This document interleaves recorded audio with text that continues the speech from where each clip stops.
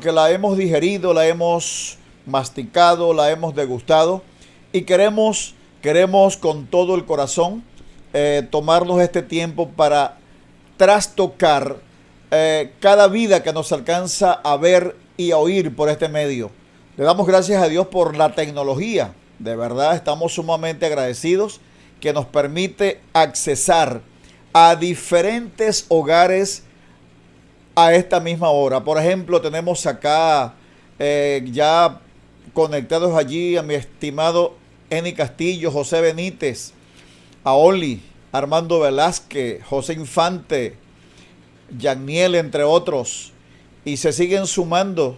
Y le damos gracias a Dios por este momento que yo creo que aparte de estar unidos en un mismo espíritu, será un tiempo donde hay una palabra especialmente para tu vida. Así que por favor, queremos que nos acompañes hasta el final, porque creo firmemente que será un tiempo maravilloso. En esta noche queremos aprovechar al máximo el tiempo, orando al Señor para que la energía eléctrica, por favor, no nos vaya a fallar en esta oportunidad. Yo quiero que nos ubiquemos y me acompañes a esta hora en el capítulo 2, versículo 6 del libro de Efesios. Capítulo 2, versículo 6 del libro de Efesios. Veamos cómo el apóstol Pablo, con esa técnica que tenía y ese estilo único y magistral, le escribe a la iglesia de Éfeso de la siguiente manera: y juntamente con él nos resucitó y asimismo nos hizo sentar en los lugares celestiales con Cristo.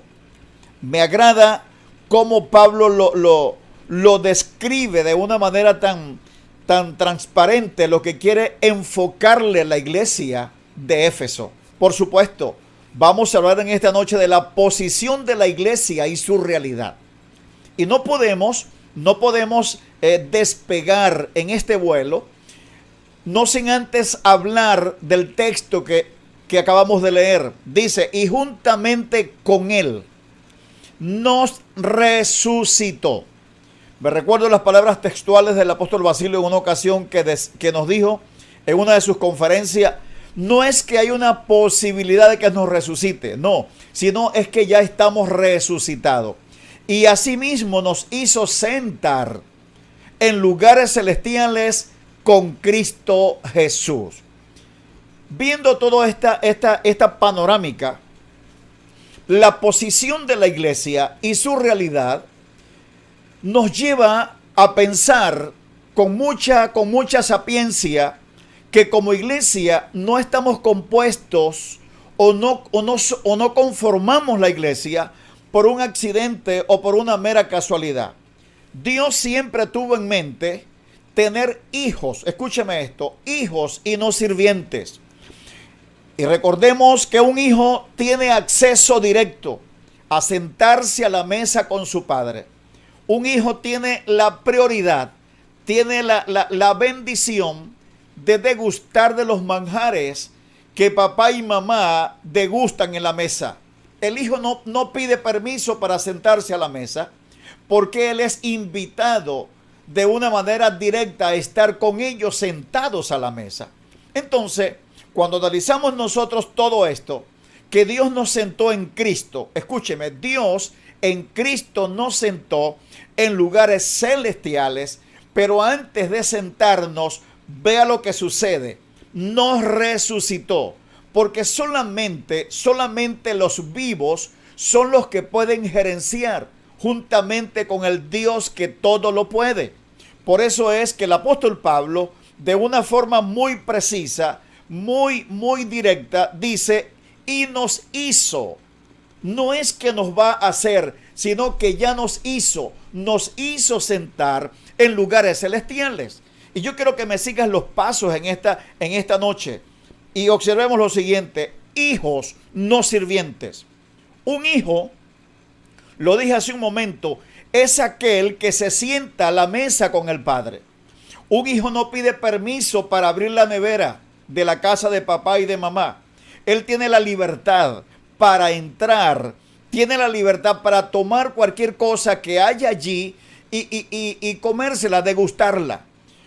Lo importante de todo esto es que además de tener acceso a sentarse en la mesa, quiero que sepamos lo siguiente: un hijo tiene herencia, un hijo tiene herencia, un hijo es acepto en el amado. Un hijo no es aquel que está esperando que las migajas caigan de la mesa para él accesar a ellas. No, él no tiene necesidad de comer migajas porque él tiene a manos llenas todo lo que el Padre tiene, automáticamente le pertenece a él. Qué bueno es entender que en Dios nosotros somos hijos. Escúchame esto, somos hijos y no somos sirvientes. Por esa razón, la posición de la iglesia y su realidad es esa. La iglesia está compuesta por hijos. Un hijo porta el ADN del Padre. Un hijo es aquel que no necesita pedirle la herencia a su padre cuando ya él sabe que tiene la libertad por legalidad y derecho de accesar a esa herencia. Y qué bueno es saber esto, ¿no les parece?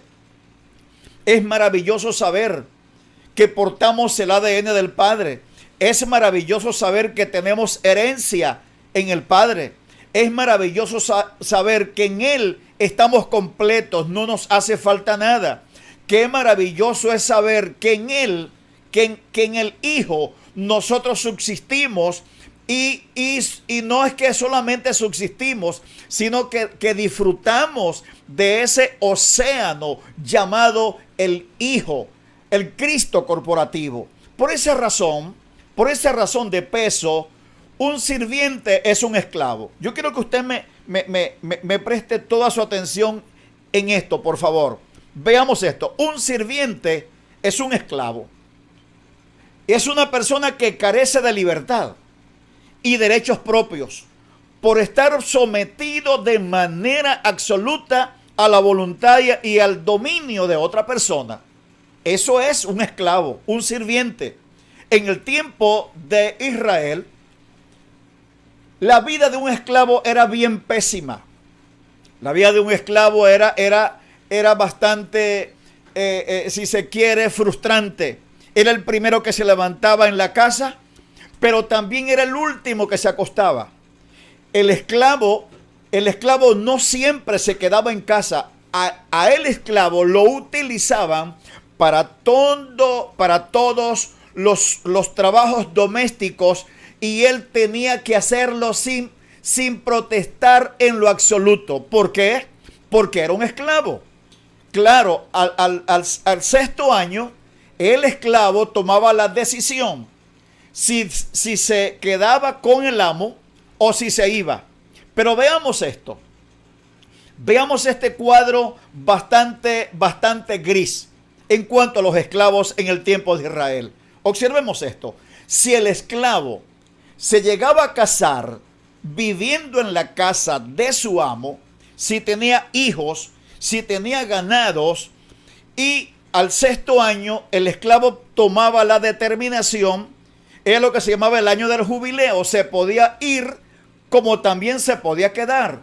El esclavo tomaba esa decisión. Era una decisión determinante, y quiero que me des su atención, por favor. Era una decisión determinante. Si el esclavo quería y le parecía bien, que su amo lo había tratado muy bien, si el esclavo veía que su amo era un hombre noble, era un hombre que no lo maltrataba, que lo trataba bien, no sin antes el esclavo no se le podía olvidar que él era un esclavo. Si en el año número 6, en el año del jubileo, si el esclavo determinaba irse, oiga lo que sucede. Todo lo que había granjeado, hijos, mujer, ganado, ovejas, todo le quedaba a el amo. Pero si el esclavo decidía quedarse con el amo, ¿sabe qué hacía? Lo llevaban a una tabla. le colocaban una lesna, es decir, un hierro punzo penetrante, y ese hierro punzo penetrante le perforaban el lóbulo de la oreja, y eso le era una marca imborrable, y ese hombre se llamaba esclavos de orejas horadadas. Era una marca imborrable, y todo el que lo veía sabía que ese esclavo tenía dueño. En otras palabras, había una marca. ¿Qué paradojas de la vida? Cuando Adán es echado del Edén, del huerto, cuando Adán es echado, hubo una marca que tomó a toda la raza humana. Dice la Biblia, por cuantos todos pecaron, estaban destituidos de la gloria de Dios. En otras palabras, no había acceso. Pero qué bueno es saber que nuestro Padre tenía todo planificado para, escúchame, para disfrutar con los hijos. ¿Y qué hizo nuestro Dios? Envió a su Hijo, quien pagó un precio en la cruz del Calvario, quien nos redimió de la maldición del pecado, quien nos redimió de toda condenación. Su sacrificio perfecto borró todo lo que a nosotros se nos asignaba como pérdida, como fracasados, como esclavos. Por eso es que el apóstol Pablo, en el capítulo 2, versículo 14 y versículo 15 de Colosenses, dice que él rompió las actas. Escúcheme, rompió las actas que nos condenaba públicamente. En otras palabras, todo lo que Adán hizo que nos afectaba a nosotros, cuando vino Jesús y murió en la cruz del Calvario a resucitar, juntamente con él nosotros resucitamos. Y esto es maravilloso. Por eso es que el esclavo era una persona que se utilizaba para las labores rudas, para las labores domésticas, y era la persona que más trabajaba dentro del gobierno de aquel amo que él tenía. Pero cuando observamos esto, analizamos lo siguiente: el esclavo no se quedaba en la casa para siempre. Su trabajo allí era temporal, su trabajo allí era siempre y cuando se necesitaba para las labores domésticas. Pero el hijo, oye, la cosa cambia. Los hijos tienen el beneficio, tienen la legalidad, tienen el derecho para disfrutar. Ya lo he dicho en reiteradas ocasiones, tienen la libertad para disfrutar de la bendición. Por eso es que en el reino de Dios no se compone o no está compuesto por sirvientes, sino por hijos engendrados. La iglesia tiene la bendición de ser un órgano vivo donde los hijos tienen el privilegio de manifestar, escúcheme, tienen el privilegio de manifestar de una manera natural la vida que los habita. Esto es maravilloso y no podemos olvidar. Por eso es que la posición de la iglesia y su realidad no es que nosotros como iglesia somos un ente religioso, que asistimos a un local. Muchos lo llaman templo, otros lo llaman edificio, otros los llamamos locales. La iglesia no fue diseñada para asistir periódicamente a un local 7 días a la semana o 24/7. La iglesia existe es para manifestar, óigame, para manifestar de una forma natural la vida que porta. Y oiga, qué maravilloso es saber que ser hijos engendrados es disfrutar de los beneficios del Padre. Es importante analizar todos estos detalles. Por eso es que el Señor allá en el capítulo 8 del Evangelio según San Juan, mire cómo lo dice el Señor de una manera precisa. Me agrada cómo se describe el capítulo 8, versículo 35 del Evangelio según Juan. Lo dice de esta manera: y el esclavo, escúcheme bien, y el esclavo no queda en la casa para siempre. Qué paradojas de la vida, ¿verdad? ¿Cómo les parece? Y el esclavo no queda en la casa para siempre. El hijo sí queda para siempre.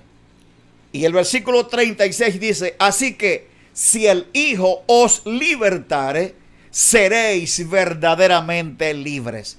Y yo creo que en esta noche estamos llegándole a decenas y decenas de hombres y mujeres que nos alcanzan a ver por este medio, por esta vía tan maravillosa como lo es la tecnología, por esta plataforma digital.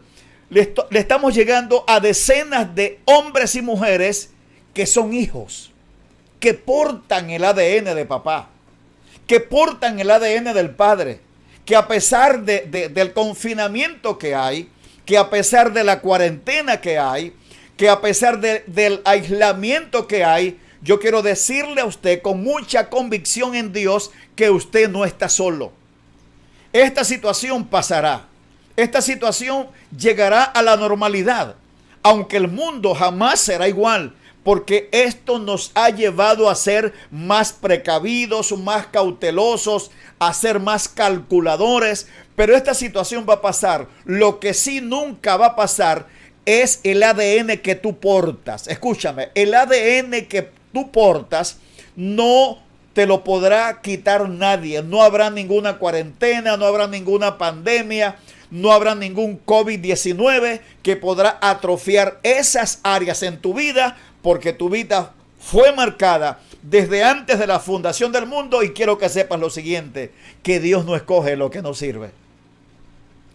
Fuiste escogido, fuiste preservado. Hasta este momento la bendición de Dios ha estado sobre tu vida. Por eso no puedes pedir: Señor, bendíceme. Ya Él te bendijo con toda bendición. Por esa razón no puedes buscar a Dios. Escúchame. Por esa razón no puedes buscar a Dios, porque es que ya lo tienes. Tú no puedes buscar lo que te habita. Tu vida y mi vida, nuestras vidas son templo y son moradas del Espíritu Santo. Lo dice la palabra del Señor. Por eso es que los hijos tienen la bendición de todo esto que te he mencionado. Esa es la posición y la realidad de la iglesia en el presente. Por eso es que nosotros creemos, tenemos la convicción clara, estamos persuadidos que el que comenzó en tu vida la buena obra, Él no la va a dejar a medias. No, olvídate. Él no te va a dejar a medias. Él va a perfeccionar tu vida para llevarte a la posición donde ya Él te ve. El que no se ve en esa posición en lugares celestiales, muchas veces eres tú, pero ya Él te ve porque Él te escogió desde antes de la fundación del mundo. Por eso es que Pablo es tan asertivo cuando nos los dice allá en el capítulo 1 del libro de Efesios. Si quieres me acompañas un momentito. Efesios capítulo 1, versículo 3. Mira cómo lo dice Pablo de una manera precisa. Dice: bendito sea el Dios y Padre de nuestro Señor Jesucristo. Y esto me agrada, que nos bendijo. Esto se sale de lo convencional. Que nos bendijo con toda bendición. No es que te bendijo en unas áreas y en otras no.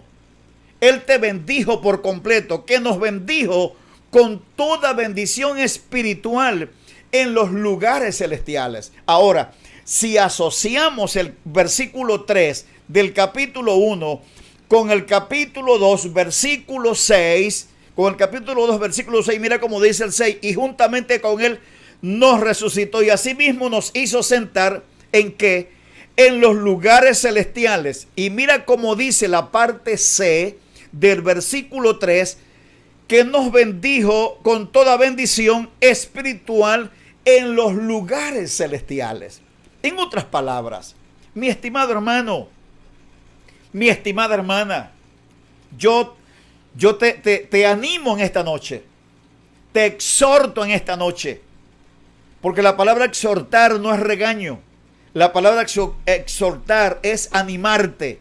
Yo te animo en esta noche para que descanses en Dios.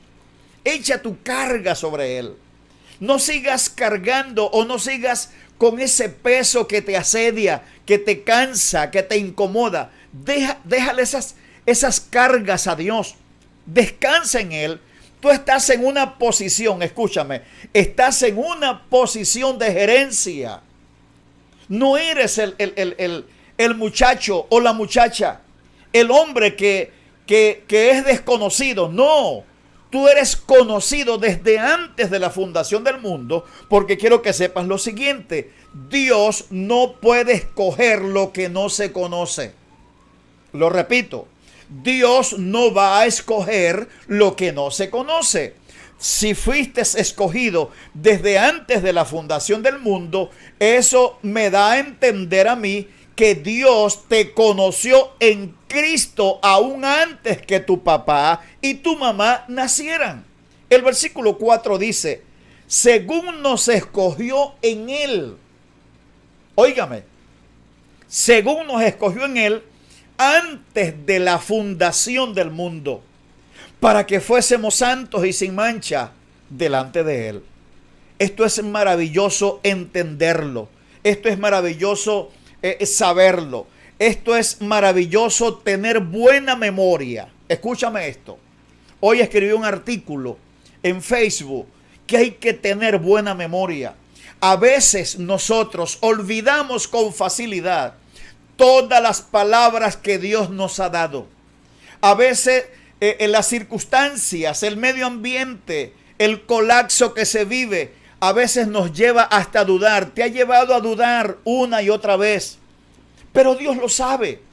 Dios sabe que te ha llevado a dudar esta situación. Oye, y ahora, Dios mío, ¿cuándo pasa esto? ¿Qué hacemos? Mira esta situación. Cada día se torna más difícil que aquello, lo otro. Pero ¿sabes una cosa? Tú estás en una posición donde los ángeles quisieran estar. Escúchame. Donde los ángeles quisieran estar, desearían estar. Tú estás a la derecha del Padre, estás sentado. Y quiero que me entiendas lo siguiente: si fuiste escogido desde antes de la fundación del mundo, eso me da a entender a mí lo siguiente.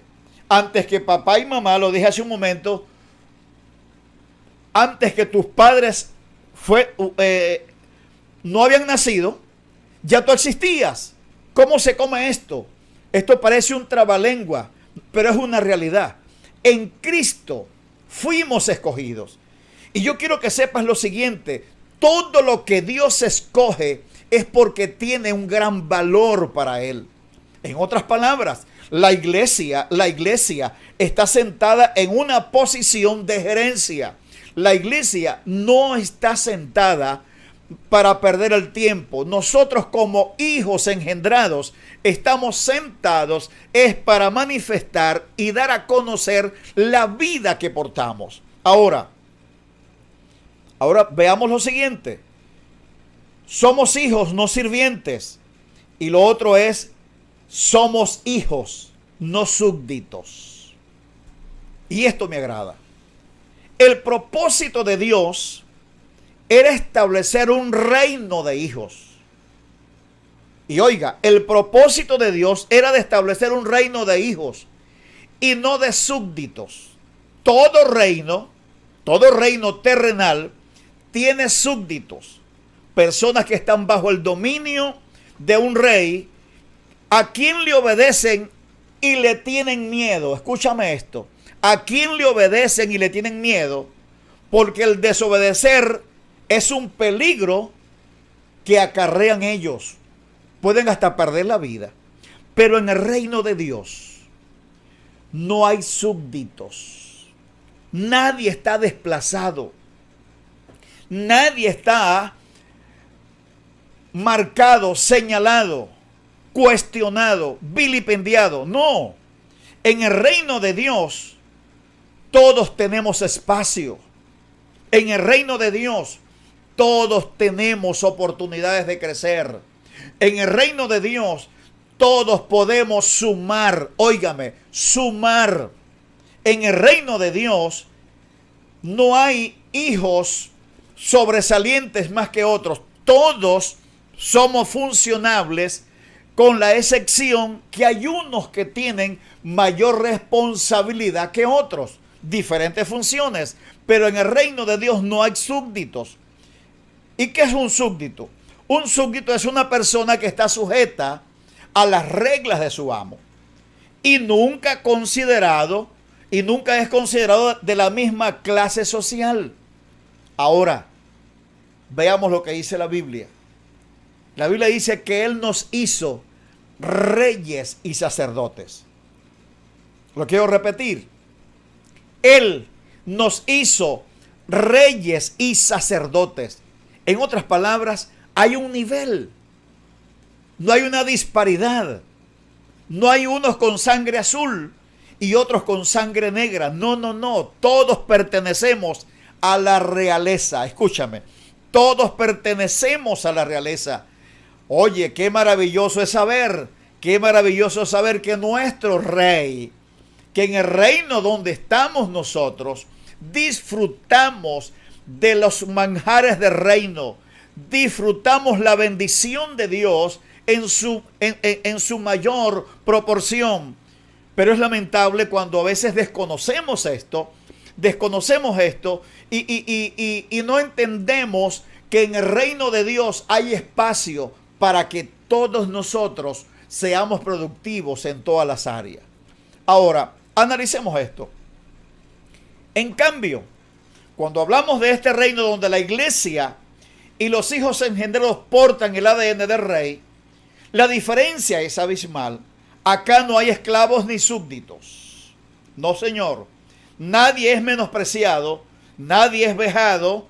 El porqué de todo ello es que todos pertenecemos a la misma realeza. En otras palabras, la posición de la iglesia en su realidad es que la iglesia ata y desata.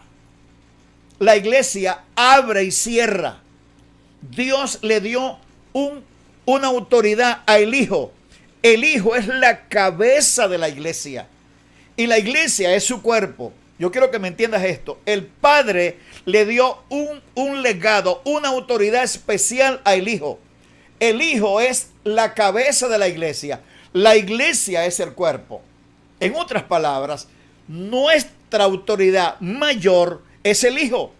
Pero nosotros como iglesia somos su cuerpo, donde Él se mueve, donde Él habla, donde Él se reproduce y donde nosotros damos a manifestar de una manera natural, óigame bien, de una manera natural la vida que nos habita.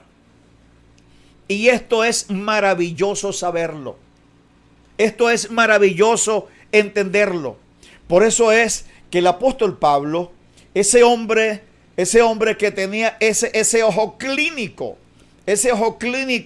de una manera tan precisa, lo vemos en el capítulo 9, en el capítulo 1, quise decir versículo 9 y versículo 10, decir lo siguiente: por lo cual también nosotros, desde el día que lo oímos, no cesamos de orar por vosotros, de pedir que seáis llenos del conocimiento de su voluntad en toda sabiduría e inteligencia espiritual.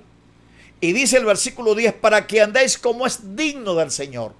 Vea este ambiente tan agradable, agradándole en todo, llevando fruto en toda buena obra y creciendo en el conocimiento de Dios. Pero veamos el versículo 9 del capítulo 2 y el versículo 10. Dice lo siguiente: porque en Él habita. ¿En quién? En Cristo. Porque en Él habita corporalmente toda la plenitud de la deidad. Y quiero que usted me copie esto, por favor. Porque en Él habita corporalmente toda la plenitud de la deidad. Y Pablo le escribe a la iglesia de Colosa y le dice, y vosotros, es decir, la iglesia, y vosotros estáis completos en él, que es la cabeza de todo principado y potestad. Amados en el Señor, hay razones para descansar, hay razones para reposar, hay razones para darle gracias a Dios, hay razones para memorizar, hay razones para recordar todo lo que Dios te ha dicho. ¿Cuánta palabra tú has recibido? ¿Por cuántos medios Dios no te ha hablado a ti? Es el momento de recordar que eres iglesia, no que eres un súbdito, no que eres un sirviente, eres iglesia. Eres iglesia porque eres escogido, eres iglesia porque eres engendrado, eres iglesia porque portas el ADN del Padre, eres iglesia porque tu hermano mayor se llama Jesucristo, eres iglesia porque fuiste apartado con esta mega bendición. Y esto es digno de admirar y recordar con frecuencia. La iglesia no es cualquier cosa. Por eso es que como iglesia somos un cuerpo. Y un cuerpo se compone de diferentes órganos. En un cuerpo no hay rivalidad. En un cuerpo todos los miembros suman para que el cuerpo esté sano. Por ejemplo, si nosotros tenemos una mala alimentación, ¿sabe? Nada más el estómago no va a sufrir. Sufre todo el cuerpo. Pero si tenemos una buena alimentación, el estómago nada más no es el que se va a beneficiar, sino es todo el cuerpo. Por eso es que como iglesia somos un cuerpo de órganos vivos, de piedras vivas, y como tal, todos tenemos que sumar para que el cuerpo crezca y esté sano. Eso se lo dice el apóstol Pablo a la iglesia de Éfeso en el capítulo 4, versículo 16 del libro de la carta a los Efesios. Pablo es muy preciso cuando dice, de quien todo el cuerpo, bien concertado y unido entre sí por las coyunturas que se ayudan, y vea cómo lo describe, que se ayudan mutuamente. Caramba, esto es maravilloso saberlo. Que se ayudan mutuamente según la actividad propia de cada miembro. Este Pablo me impresiona cada vez que leo sus escritos. Según la actividad propia de cada miembro, recibe su crecimiento para ir edificándose en amor. La realidad de la iglesia es que es una sola. La iglesia es indivisible.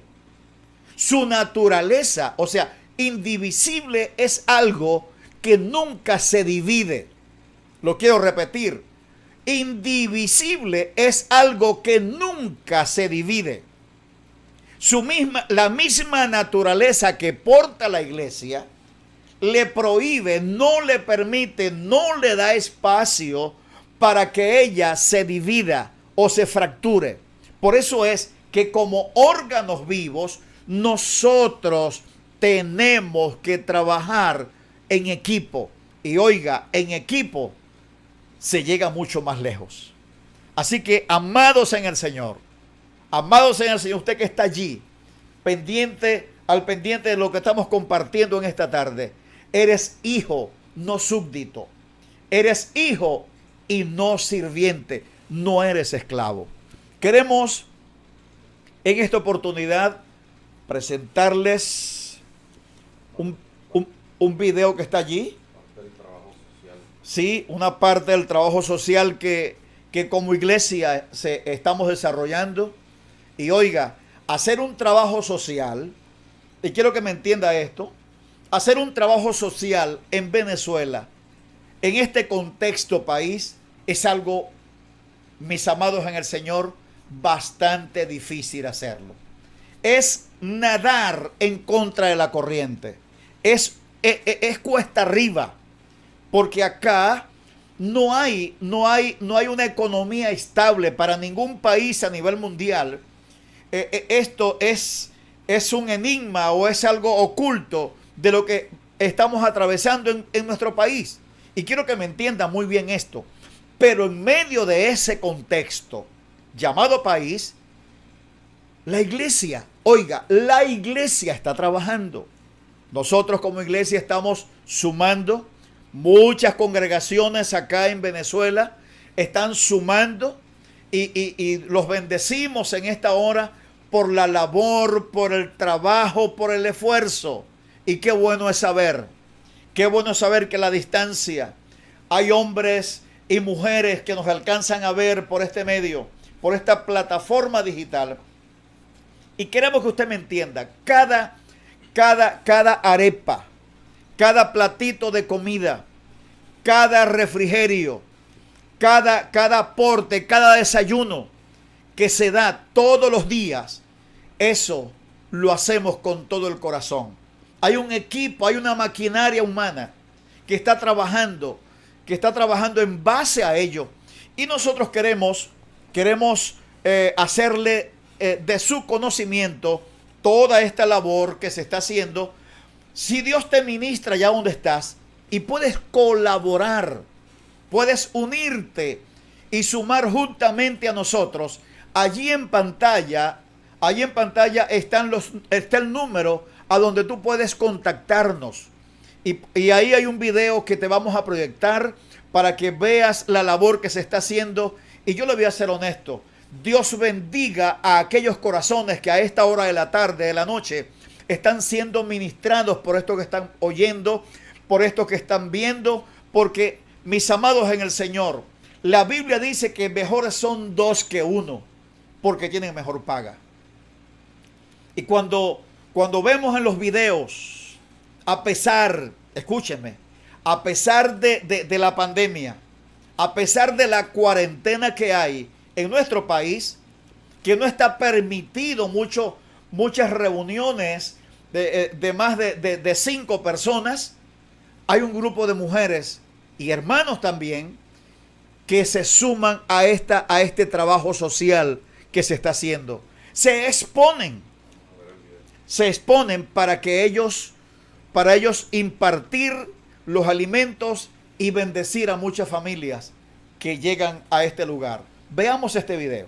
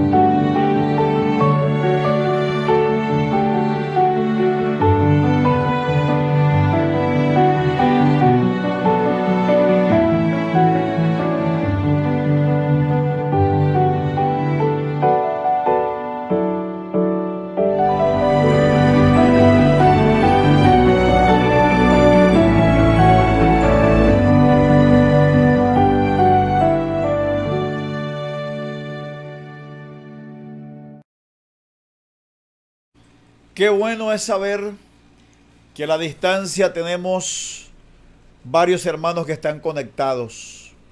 Tenemos a Armando Velázquez, Gabriela Quintero, Román Manzanares. Te bendecimos, mi estimado. Oli Montilla. También tenemos a la distancia, unas cuantas horas de diferencia, al apóstol Muñoz y a su amada esposa, Estrellita, y el apóstol Gustavo Muñoz, mi estimado apóstol. De verdad, un abrazo en nombre del equipo que está aquí en esta transmisión. Les bendecimos. Estrellita, qué gusto saber. Oye, son 5 horas de diferencia. Creo que ya es como la 1 de la mañana a esta hora. Pero tomaste este tiempo para apoyarnos a la distancia. Miguel Fernández, bendecimos a nuestro hermano Miguel Fernández. Bendecimos a Idaí desde Chile. Allá está conectada Francisco Tobar, mi estimado Tobar, el hombre que siempre tiene muy buen sentido del humor, Tobar. Bendiciones, mi estimado Tobar. Alexander Palacios con Suail, allá en Chile. Un abrazo desde acá a ustedes. Los queremos mucho, de verdad. ¿Cómo no querer a una gente que los amamos con todo el corazón? Qué maravilloso es saber esto, que contamos con amigos a la distancia y que de una forma directa e indirecta nos están apoyando a esta hora de la noche. Yo quiero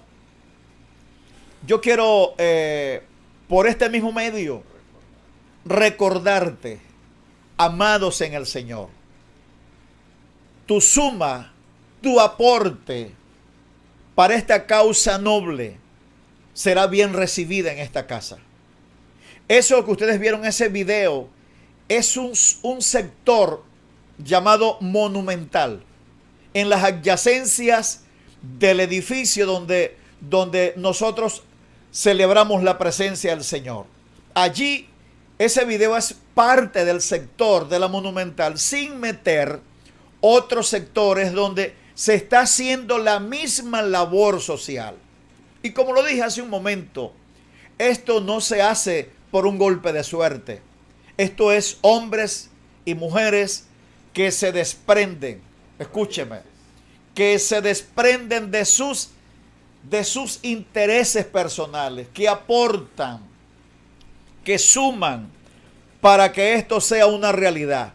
Así que contamos con su apoyo, caramba, y yo sé que esa sumatoria será, pero bastante aceptada por todos nosotros. Soy venezolano, me dice mi hermano Fernández, discípulo del pastor José Nava, Iglesia Cristo Vive Fundación Valencia. Qué bueno, mi hermano, un abrazo para ti, de verdad. Gracias por apoyarnos. Así que, amados, ahí están los números donde te puedes contactar con nosotros en pantalla. Únete a esta causa noble, únete a nosotros para seguir sacándole sonrisas a muchas personas, a niños que están solos a causa del contexto país. Muchos padres se fueron de Venezuela y lamentándolo mucho, las abuelas ahora se convirtieron en papá y en mamá, y nosotros estamos sumando en esta causa noble. Karin Silva, qué hermosa labor, pastor, bendiciones, se les quiere mucho. Saludos para ti, mi estimada, un abrazo a la distancia. Quiero recapitular. Somos hijos, no sirvientes. Y recuerda que el hijo siempre disfrutará de los beneficios de papá y de mamá en casa. Somos hijos, no súbditos. Un súbdito es aquel que está subyugado, que está gobernado por un amo.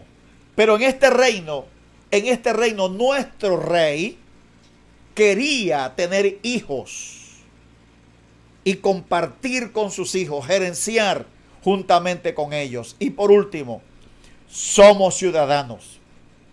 Y bendigo a Dios por eso. Somos ciudadanos y no miembros religiosos. Lo quiero repetir. Somos ciudadanos y no miembros religiosos. Y yo quiero que usted me copie esto muy bien. La iglesia es una comunidad de ciudadanos. La iglesia es una comunidad de ciudadanos quienes pertenecen a un mismo cuerpo. Maravilloso está esto. Y como órganos vivos que viven en Cristo, funcionan de manera perfecta para que todos los miembros crezcan de manera natural. Pablo lo escribe a la iglesia de Filipo en el capítulo 3, versículo 20. Mas nuestra ciudadanía está en los cielos. Y esto es bueno que nunca se te vaya a olvidar. La iglesia es una comunidad de ciudadanos. La iglesia es un cuerpo vivo. Está compuesta de órganos vivos. Y lo dije hace un momento que los órganos en un cuerpo no compiten. El riñón no compite con el hígado. El hígado no compite con el ojo derecho. El ojo derecho no compite con el colon. Es decir, todos ellos trabajan para que el cuerpo esté sano y haya una funcionabilidad precisa. También quiero que sepas que la iglesia no es una comunidad de religiosos. No, Señor. La iglesia es una comunidad, pero de hijos. Como tampoco es una organización. La iglesia no es una comunidad de religiosos, como tampoco no es una organización ni un concilio. Óigame bien. Ella es la máxima expresión de Cristo. La iglesia es la máxima expresión de Cristo mismo. Y por medio de ella, Él manifiesta su vida a través de ella y por medio de ella. En otras palabras, la iglesia no son cuatro paredes. La iglesia es más que paredes. La iglesia es un cuerpo vivo. La iglesia somos nosotros. La iglesia está posicionada. La iglesia porta el ADN del Padre. La iglesia tiene herencia. La iglesia está completa en Él. Dios amado, la iglesia es su templo. La iglesia es la sal. La iglesia es luz en esta tierra. Y la iglesia es indivisible. Lo dije hace un momento. La realidad de la iglesia es que es más que paredes. Caramba, esta pandemia le bajó la brequera a mucha gente. Le bajó los switches a mucha gente. Muchos pensaron y están preocupados porque no han ido a la iglesia. Porque ellos ven que el local es la iglesia. No, la iglesia es usted. La iglesia primitiva es una de las iglesias plasmadas en el Nuevo Testamento donde hubo una revolución y un crecimiento indetenible a tal expresión que la iglesia primitiva nunca tuvo un espacio físico donde congregarse. ¿Sabe cuáles eran los espacios físicos donde la iglesia primitiva se reunía? Ella se reunía en las casas. La mejor iglesia es tu familia, es tu esposa, son tus hijos. Es allí donde comienza a forjarse ese hombre y esa mujer con una convicción clara de lo que es la iglesia. Observemos lo siguiente. Veamos el trabajo que hizo el apóstol Pablo en la vida de Timoteo. Lo agarró aproximadamente de 16, 17 años. Un promedio de edad tenía Timoteo. 16, 17 años, entre 16, 17 y 20. Pero ve lo que decía la gente ahí de Iconio. La gente de Iconio daba muy buen testimonio de Timoteo. Y ese testimonio de Timoteo llegó a oídos de Pablo. Ese hombre con una visión apostólica, porque Pablo era un verdadero scout. Era un coaching. El coaching es aquel que ve el potencial que hay en la vida de alguien, aunque la persona que tiene el potencial no se haya dado cuenta que lo tiene, pero el coaching es el que ve el potencial oculto que hay en la vida de aquella persona. Pablo llegó a Iconio, oyó los comentarios, agarró a Timoteo, comenzó a darle las primeras instrucciones. Pero lo que me impacta es lo que podemos conseguir en el capítulo 2 de Segundas de Timoteo, cuando le dice, recordando la fe no fingida que había en tu madre Eunice y en tu abuela Loida. En otras palabras, Loida y Eunice era la madre de Timoteo y Loida era la abuela. No se menciona por ningún lado el papá de Timoteo. Se dice que era un hombre griego hasta allí.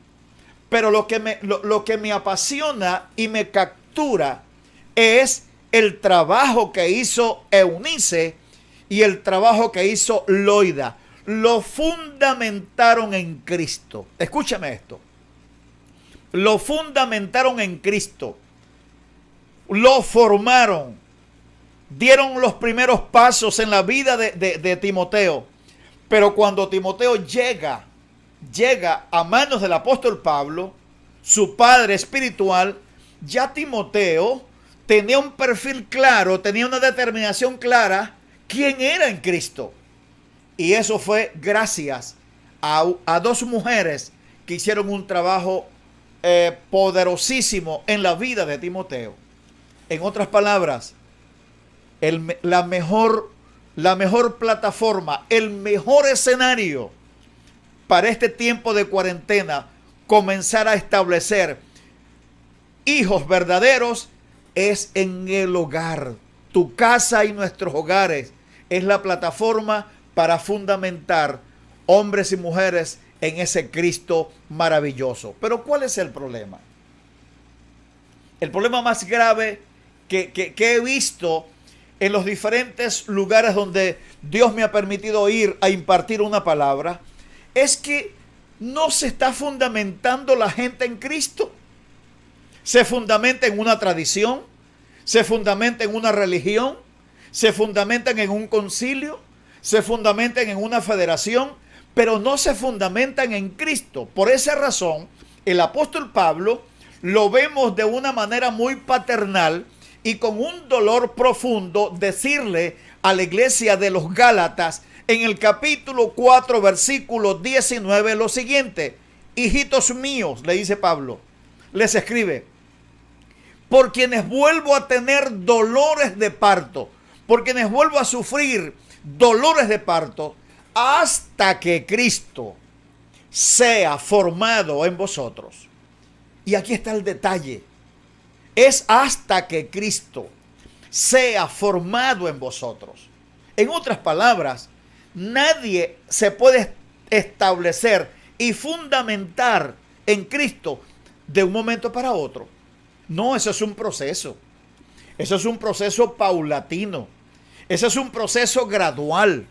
Ese es un proceso que va de menos a más.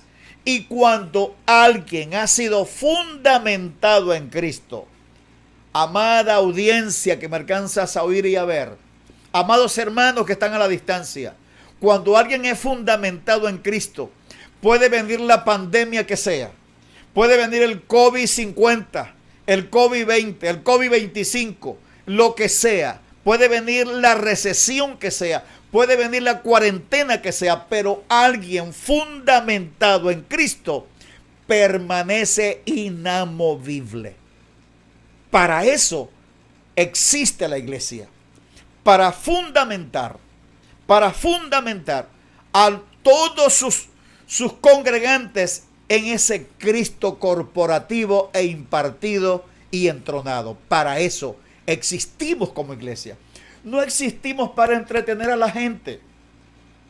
La iglesia no existe para hacerle culto a los evangélicos, para entretenerlos, para distraerlos, para poner un show, luces, bombos, platillos, humo. No, la iglesia no existe para eso. La iglesia existe para fundamentar a los hijos en Cristo. Y la iglesia existe para manifestar la vida de Cristo de una manera natural. Amados en el Señor,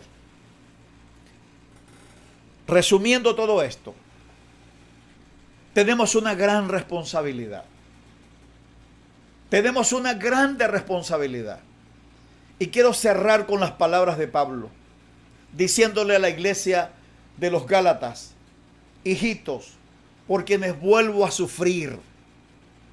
Y esto me ha puesto a pensar. Si Pablo dice, por quienes vuelvo a sufrir, me da a entender, a grandes rasgos y entre líneas está diciendo, que le habían amargado la existencia. Eso es lo que está dejando entre líneas, que la iglesia, los miembros de la iglesia, le habían amargado la existencia, porque él dice, hijitos míos, les habla de una manera muy paternal, cuando les dice, hijitos míos, por quienes vuelvo. ¿Cuántas veces a ti, pastor, que me alcanzas a ver, no te han sacado canas? No te han hecho doler la cabeza. No te han puesto a pensar tantas cosas. Pero Pablo dijo, por quienes vuelvo a sufrir dolores de parto hasta. O sea que la pasión, el sueño, lo que a Pablo lo estrasnochaba, lo que a Pablo lo cautivaba era ver a Cristo formado en ellos. Cuando alguien es formado en Cristo, él no ofrenda porque lo coaccionen. Él ofrenda porque él sabe quién es en Cristo. Cuando alguien es formado en Cristo, él no va a la iglesia. Él sabe que él es la iglesia. Cuando alguien es formado en Cristo, él no diezma. Escúcheme, y quiero que me entienda esto. Él no diezma. Él da generosamente, que es totalmente distinto.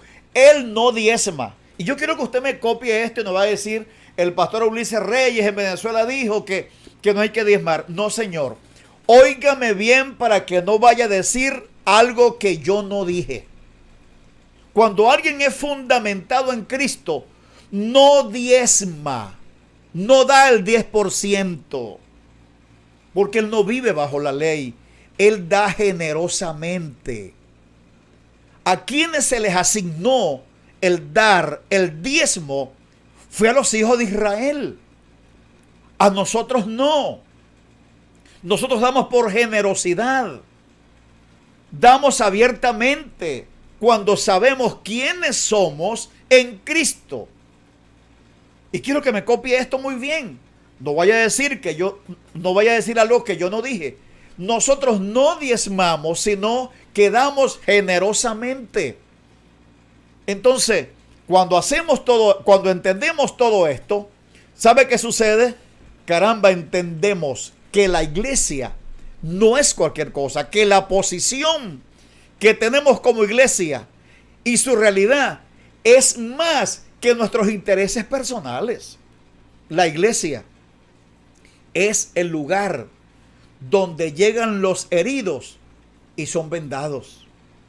Es la iglesia la que tiene la palabra precisa y acertada. Es la iglesia la que marcará la diferencia. Es la iglesia la que va a marcar un antes y un después por medio de Jesucristo. Es la iglesia. No son los concilios, no son las organizaciones, no son las religiones.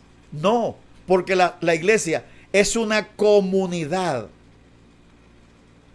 de ciudadanos y no de religiosos. Amados en el Señor, bendiciones para todos. Ha sido un tiempo donde lo hemos disfrutado al máximo, rogando al Señor que este espacio que hemos sacado para compartir con usted haya sido un tiempo de refrigerio, un tiempo de alineación y un tiempo de afirmación en Cristo. Así que desde la distancia les enviamos un abrazo fraterno y bendecimos a todos aquellos que nos acompañaron hasta el final. Les amamos en el Señor. Un abrazo a la distancia. Se les quiere mucho.